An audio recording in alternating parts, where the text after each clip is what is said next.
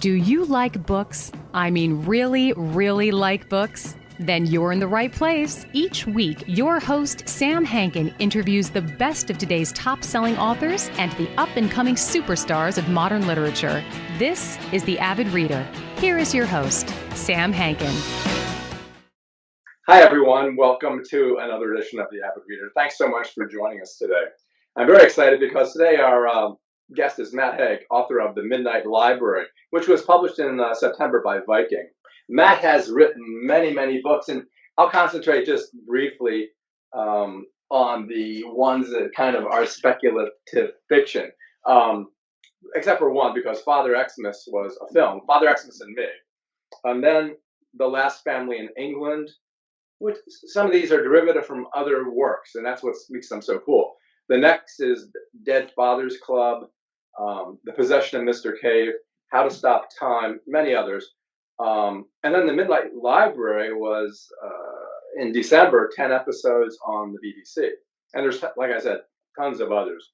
So welcome, Matt, and thanks so much for joining us today. It's very nice to be here. Thank you for having me. So, being a bookseller myself, I'm always interested in covers, and I say this in every interview. As many people as will tell you, don't judge a book by its cover.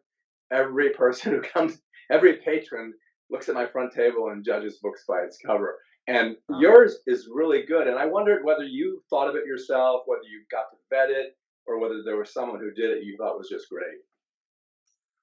Well, I think American publishers generally do better covers than in the UK. I feel like I'm quite lucky in the UK, but I feel like Penguin America and Viking particularly do great covers. So I didn't need to get too involved. I think there was some sort of heated internal discussion within the publishers about the cover, but I wasn't privy to that. I wasn't a part of that. They do always send the designs through to the author and to me. And I think authors do have a right to say when a cover's not working. I've certainly done that in the past. But with the Midnight Library, they got it very early on. They got it right. And I just thought, that's great. There was a little bit of a battle with the UK publisher.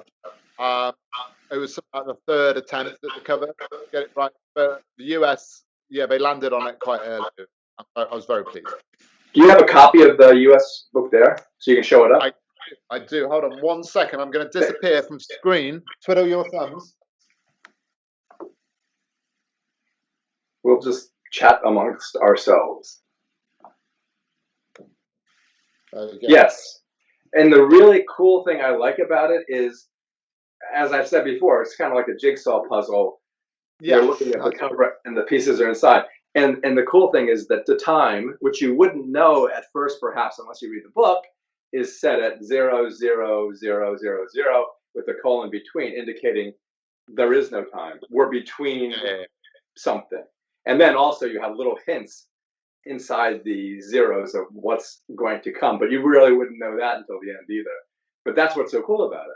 And then the second thing as a bookseller I'm always interested in, because it's the first thing that a reader may look at, are the epigraphs. And the first one is kind of a thank you, given our times, and talks a little bit about you. The second one is ostensibly a quote by Sylvia Plath. But did Sylvia Plath really say that about lives? Sorry, you froze a little there.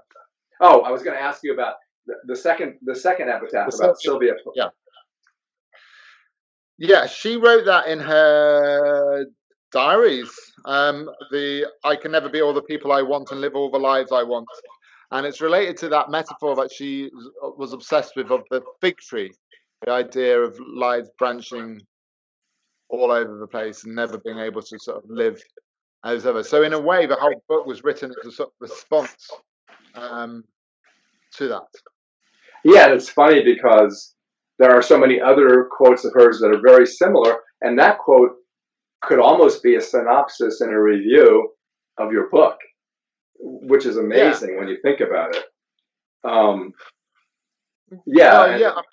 she was someone like, I feel like for her, like her depression was often about that, about being trapped and stuck. And obviously she had various issues like the relationship she was in and all kinds of situations.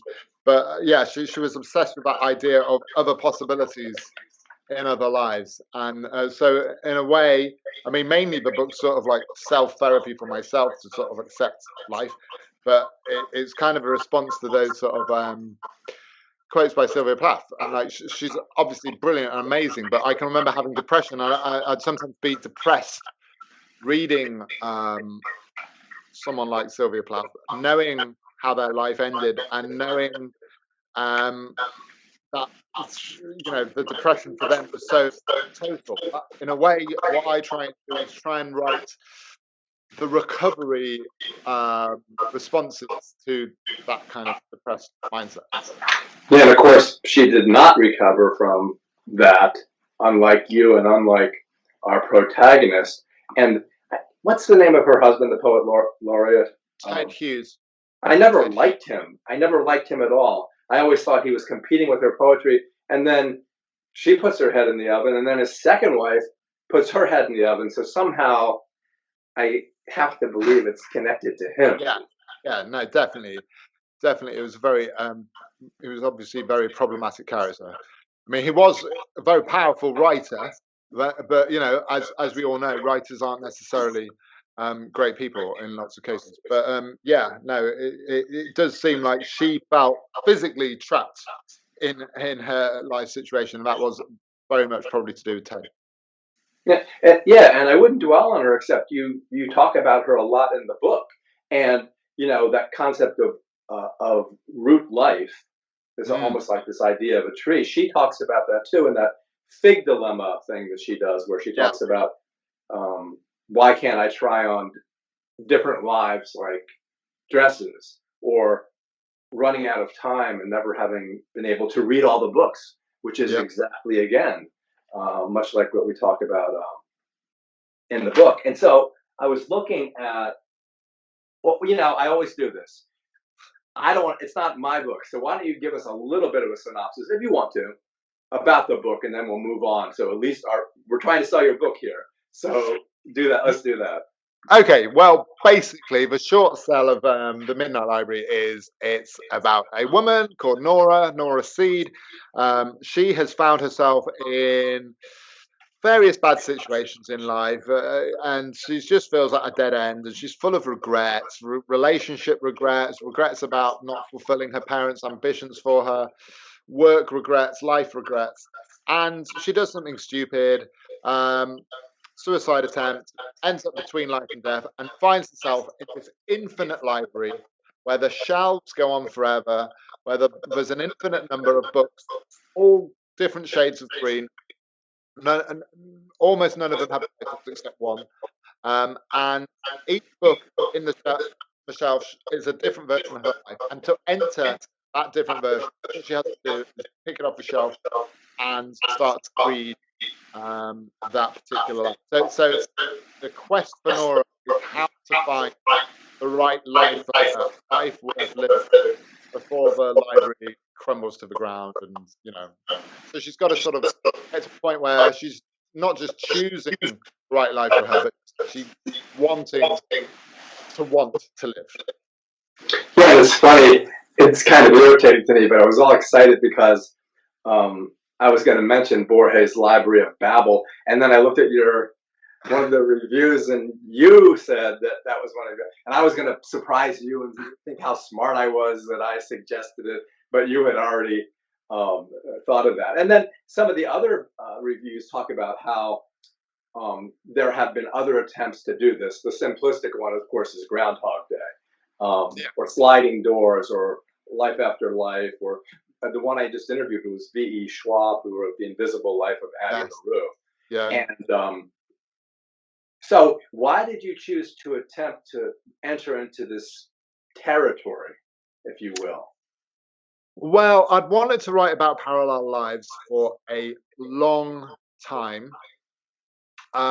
It wasn't until I had the concept of the library that I felt like I had something vaguely new to the mix. Because yes, Borges was a massive influence with the Library of Babel, and the idea of an infinite library, wasn't entirely unique, but I felt like exchanging books or turning the books into lives gives it a whole other emotional dimension. And once I felt like I had something new to throw into the mix, I thought I'd do it, because initially I was very shy and coy about doing a parallel life story, because there's so many classic ones out there, certainly in film, It's a Wonderful Life, Sliding Doors, all the rest of it, Groundhog Day. So it took me a long time to feel confident enough to do it. But once I had that concept of the library, which seemed to be both plot and character and theme all at once, I thought, okay, I've got a novel now. I will write this novel. I have no idea how this will be, but it just felt right. I had the place, I had the title, and that was the moment. I thought, the Midnight Library, that sounds like a book. Let's do this. Do you yourself, because it seems logical to me, do you yourself believe in the concept of a multiverse?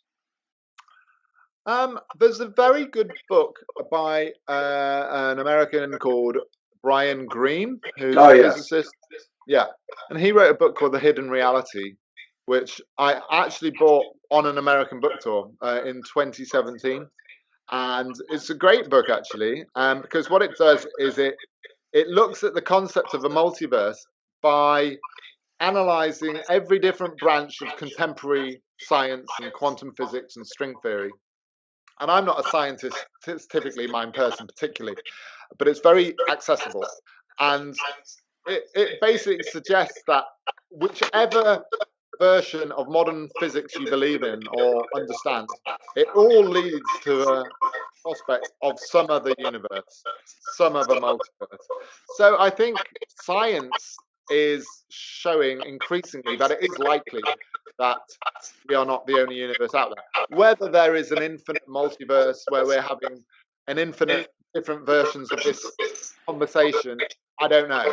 But I wanted within the book to make the fantasy as plausible as possible.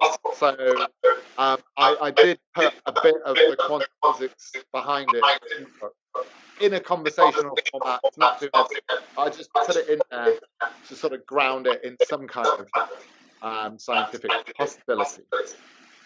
Yeah, and the other thing that's interesting is, yes, you have this these shelves that are moving, and they're infinite infinities and nested infinities, because there's a different version of every version.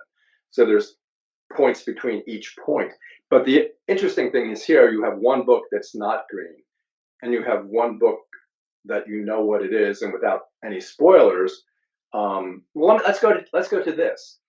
And it's kind of switching topics, but what do you think about, like, and we talked a little bit about before we began the show about, the depression and anxiety you talk about in your life. What do you think? Because I think about this all the time. What do you think of these emotions that I consider negative and they have a downsides, but they have no upsides, like regret or anxiety or worry or guilt or remorse or even pity or apathy? Do you have that same kind of concept? Like, I would like to get rid of guilt. I would like to get rid of regret, because they do nothing for you. Yeah. Or do they? Well, I think the problem is, like, in my own experience of negative emotions, is often we end up making them more negative by feeling negative about the negativity. So,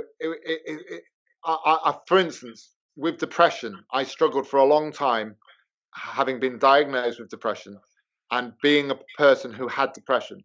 And I thought, oh, this defines me, like some horrible label around my neck.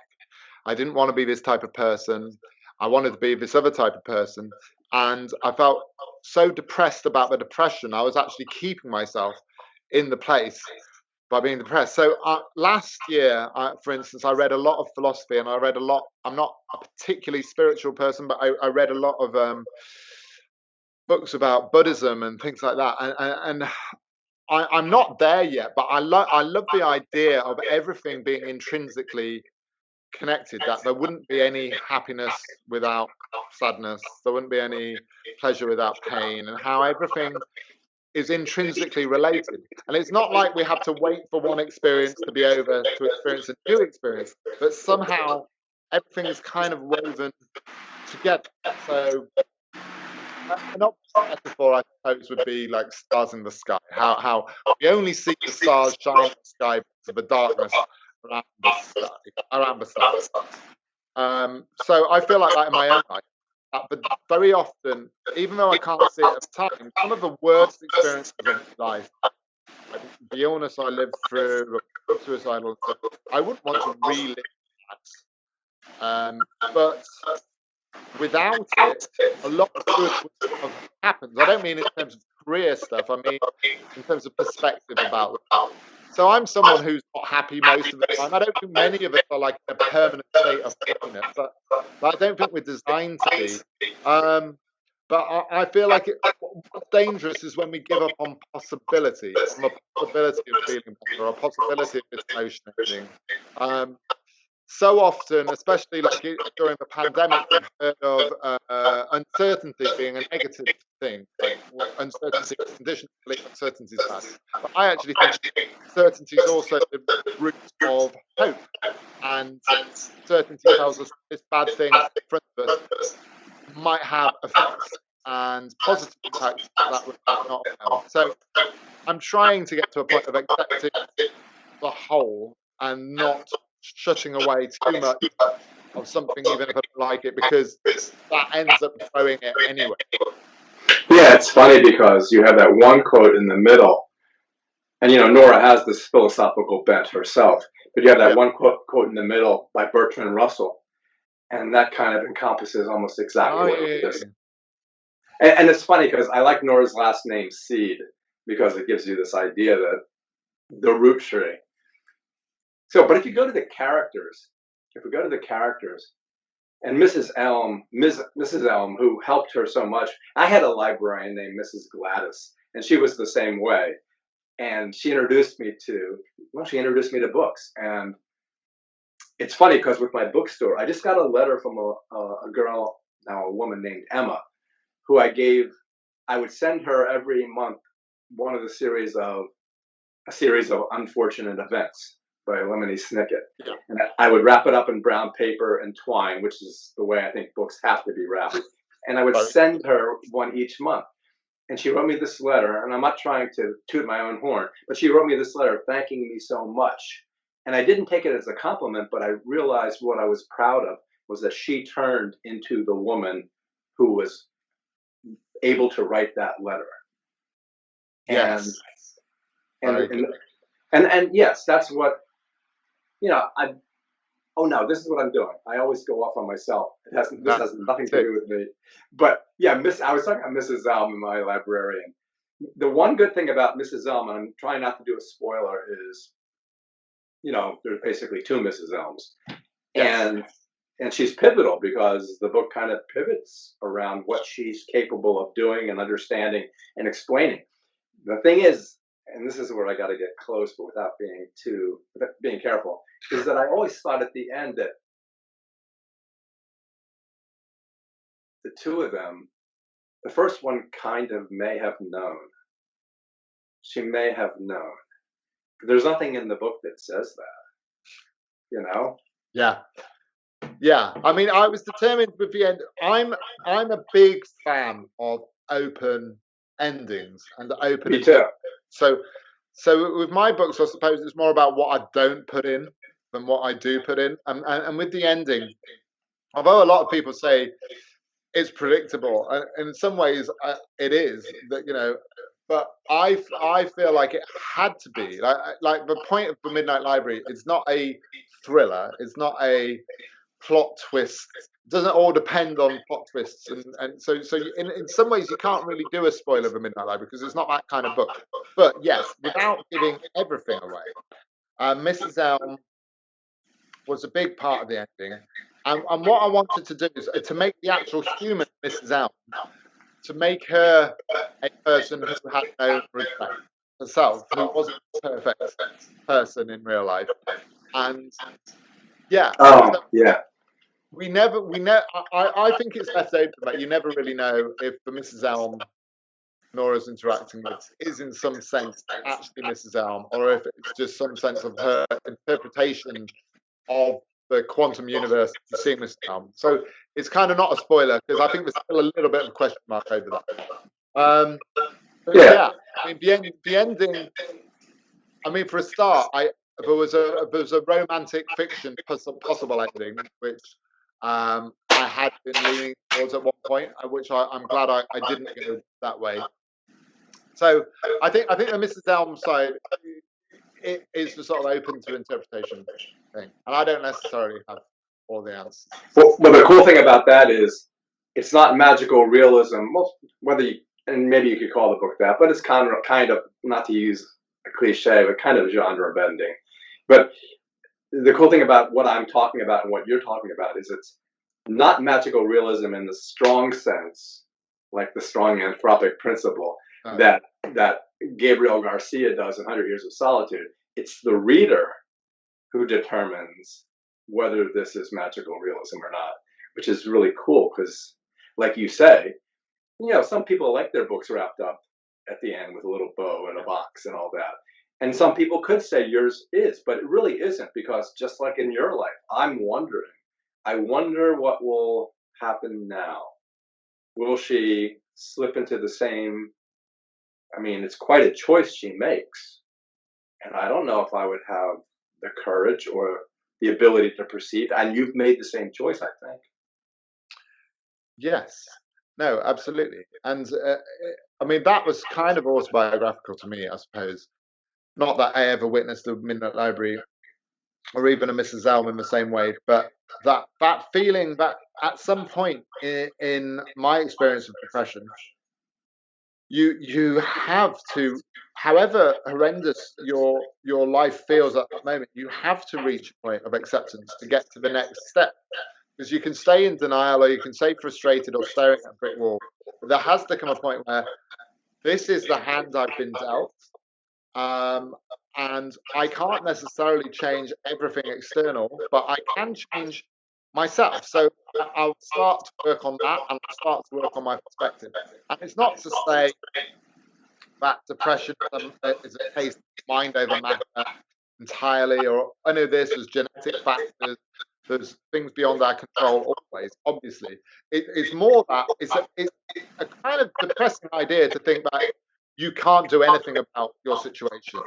And I try with a Midnight Library create the opposite of that and do the counterbalance. And it's the old sort of ancient Greek Stoic idea that we can't control external situations, but the thing we can control is ourselves. And in controlling ourselves and working on our own perspective, which might not be easy, but in working on that, we can effectively change the universe because we are our interpretation. Yeah, it's interesting. When you go through the lives she chooses, it's kind of like Aladdin, where you get 3 wishes, but you need to be careful of what you wish for. Like when she wishes for her cat Volt to be there. Well, he is there. Or when she wishes to be in the same place that Izzy is, and she's there, but and then so those seemed a little unfair to her, I thought, and the other ones weren't unfair, they just weren't what she expected. But I felt bad for the cat. Although the good thing about the cat was he was a Buddhist cat. He just decided this is the time, and the car had nothing to do with it. I haven't thought of Boltz as a Buddhist, but yes, when you put it like that, yes, he was accepting, and he was okay with that. He wasn't trying to fight it. Yeah.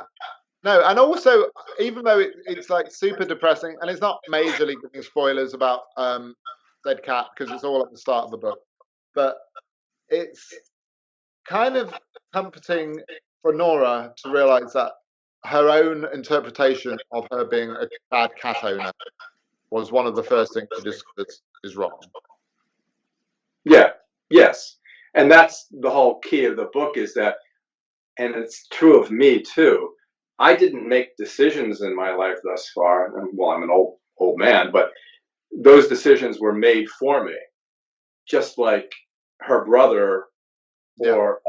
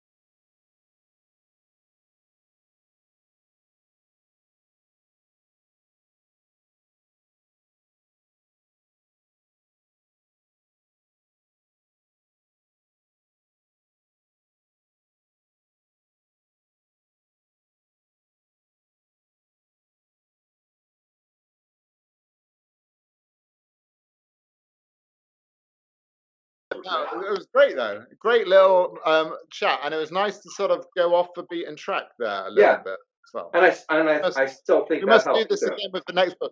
Well, hopefully with the next book, I might come and see you in the real world if I That'd have be a real great. world. Yeah, and if you do, before we do it, I'll maybe you can come by the bookshop and do a reading or something. That'd be great. Yeah, I'm up for that. Okay. Hopefully we'll talk soon. Indeed. Bye. See you later. Bye. Okay. Thanks a lot. Bye.